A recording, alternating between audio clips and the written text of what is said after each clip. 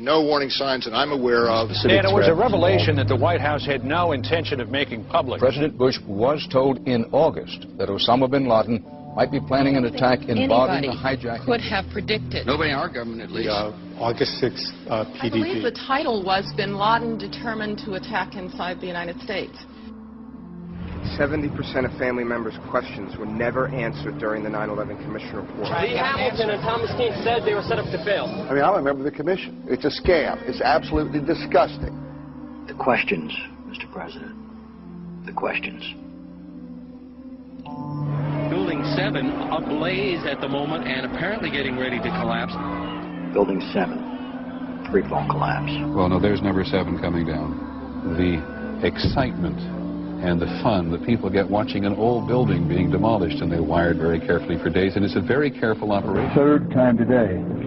It's reminiscent of those pictures we've all seen too much on television before, when a building was deliberately destroyed by well-placed dynamite to knock it down. The smartest thing to do is pull it. And they made that decision to pull, and then we watched the building collapse. Jane, what more can you tell us about the Salomon Brothers building and its collapse? Well, only really what you already know. Details are very, very sketchy. We're getting information now that one of the other buildings, Building 7 in the World Trade Center complex, is on fire and has either collapsed or is collapsing. The Pentagon. Vanishing airplane. My close-up inspection, there's no evidence of a plane having crashed anywhere near the Pentagon. The only site is the actual site of the building that's crashed in, and as I said, the only pieces left that you can see are small enough that you could pick up in your hand.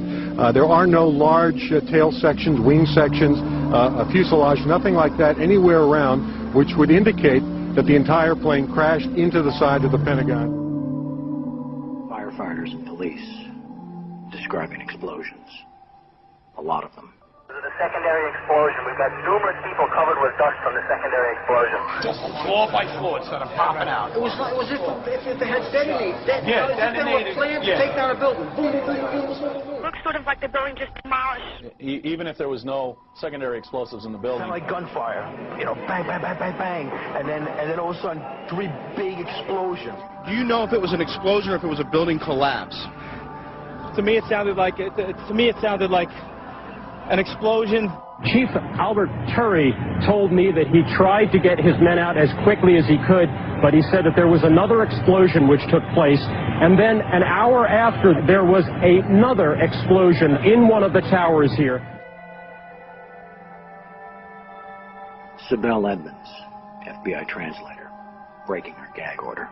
All our intimate relationship with Bin Laden and Taliban. We did carry very intimate relationship with these people all the way up to September 11. Bin Laden was spirited into this military hospital in Rawalpindi for kidney dialysis treatment. The military had him surrounded. They were saying that Osama bin Laden had to be watched carefully and looked after. NORAD standing down. Where were the planes? On now to one of the eeriest moments amid the carnage of 9/11. A mysterious plane was seen flying right over the president's residence. The E-4Bs over New York and Washington, otherwise known as the Doomsday Planes. It has never been officially explained. Cell phones working at impossible altitudes.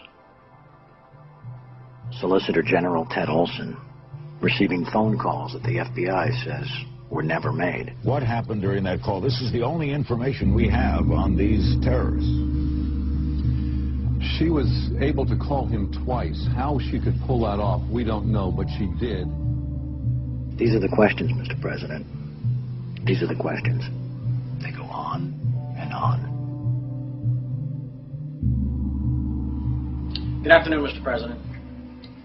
I come to you today representing the families of the victims of September 11th, as well as millions of my fellow Americans. Hopefully by now you've had a chance to read my letter to you, 20 Minutes with the President, and if not, at least had its contents brought to your attention. We have questions, Mr. President. Lots of questions.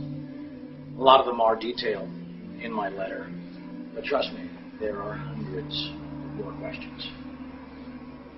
As my letter chronicles, sir, The 9/11 Commission itself says they were lied to, deceived, and essentially prevented from carrying out a real investigation.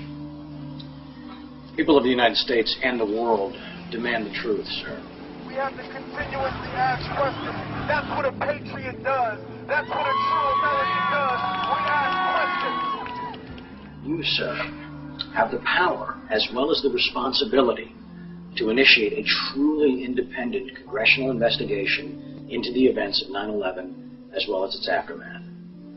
We want our country back, Mr. President. Therefore, I'm not just calling on you and your team. I'm calling on each and every American citizen to wake up, stand up, and demand the truth. We're counting on you, Mr. President. Be on the right side of history.